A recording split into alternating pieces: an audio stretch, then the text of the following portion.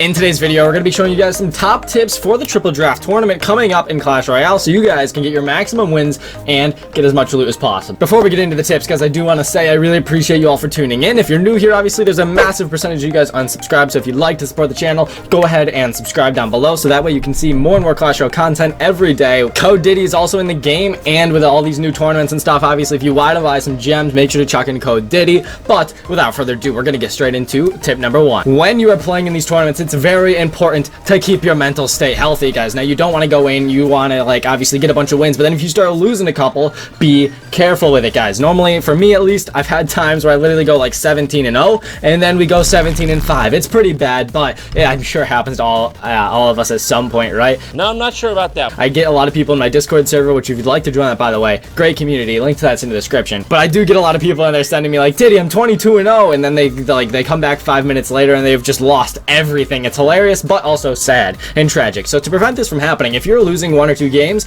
you're angry at the game, or you're having a tough time, then obviously take a break. Now, this tournament here, you can see over to my right, the length is literally 6 days, which is actually insane. So that's a super long tournament, I think, compared to the normal ones at least. So you have plenty of time to relax, gather yourself before going into a battle. Obviously, just play the game well. Tip number 2, you want to make sure your game style and sense is at high alert when you're playing this tournament, guys, because basically there's going to be cards all over the place. Obviously, the people are going to be using cards that you just wouldn't expect all jumbled together in a deck, obviously, because the system is random. You get to choose from 3, and that is that. You don't get to see your opponent's hand, obviously, so you just got to really play passive. So that brings us into tip number 3, guys. Sometimes it is okay to go in and spend elixir and be aggressive, but a lot of times in these tournaments, you really got to figure out your opponent's deck before you play and take a tower. A lot of the top level gameplay battles in this tournament are going to be lasting many minutes, maybe going into double overtime, just because you got to understand the deck. If you're throwing in a balloon lumberjack with a rage spell, it might look good, but then if they have a lightning or a rocket, which you did not see coming, your entire push is dead and they get a massive positive elixir trade.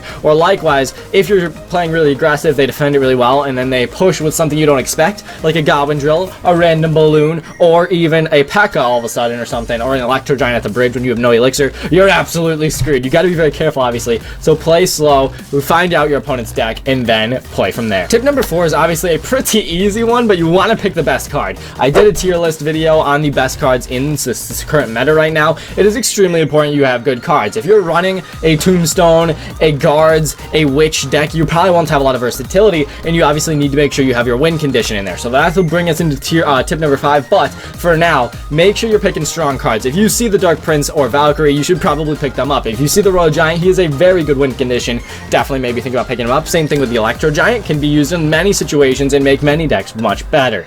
Also, the log universal spells that are in a lot of decks like Fireball can always help a deck as well. So if you have the options for that, definitely go for it. You want to definitely stay away from the Elixir Golem, obviously. You want to stay away from super heavy cards that don't have a lot of versatility against many decks. So 3 Musketeers is not going to be ideal. The Barbarian Hut's not going to be ideal in this style tournament. Even a card like the Giant Skeleton's really not going to be that good in this tournament. So definitely make sure to stay away from things like that really aren't the best in the current meta. Tip number 5 is obviously to pick a well-balanced deck. You cannot have a very successful deck, or at least win often with a deck with like no spells. Make sure your deck is well-balanced. This is going to be tip number 5, guys. You want to make sure your deck is balanced. You want win conditions. You want great defensive cards. You need counters to air units. You also probably would want to be defensive building, and spells, obviously. The spells are huge. If you have a Fireball, or if you don't have any spells and you get their tower low, it can be quite frustrating, even though you just could need like 1 or 2 Fireballs and you don't got it. So make sure to pick a good spell. Obviously, Poison is pretty solid, honestly, in this meta, but I would go with Fireball over Poison at the moment. I wouldn't pick things like Freeze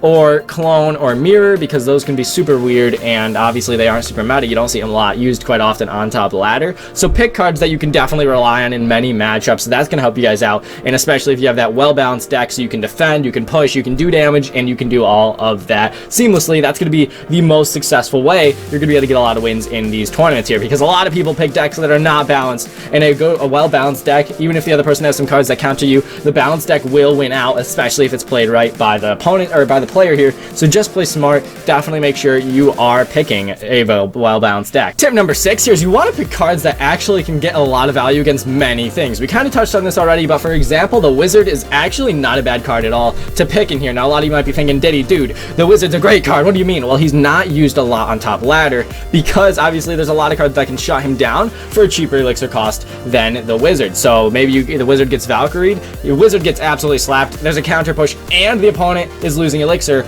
and you're losing an elixir because obviously it is a 4 elixir defending 5 elixir. That is very good. So the wizard, the executioner, tornado, things like these that are good against a wide variety of cards are very strong in tournaments like this, because the opponent cannot ultimately choose exactly what cards he wants. You've got to go for some sort of range. So those things that do a lot of splash damage or can cover a lot of units, but obviously very good cards in a tournament style of a draft like this one. Tip number 7 actually kind of goes with you balance your deck, but this one's obviously make sure you do have a deck that is not crazy cheap or crazy expensive. It can be nice to have a cycle deck, and they certainly can work, but if your deck is super expensive, there's a much lower chance that it works, because obviously you got to cycle cards, you got to be able to defend, and you got to be able to do tower damage, all while staying pretty efficient on elixir and obviously constantly spending. If your opponent gets super far ahead on elixir than you, it's going to be looking pretty bad. So obviously if you have a 5.6 average elixir deck here, you're playing 3M, you're playing all sorts of stuff, it's going to be really hard for you to win and keep up with your opponent, guys, unless you play it perfectly. But even then, there's no reason to do that. So don't pick all super expensive good cards.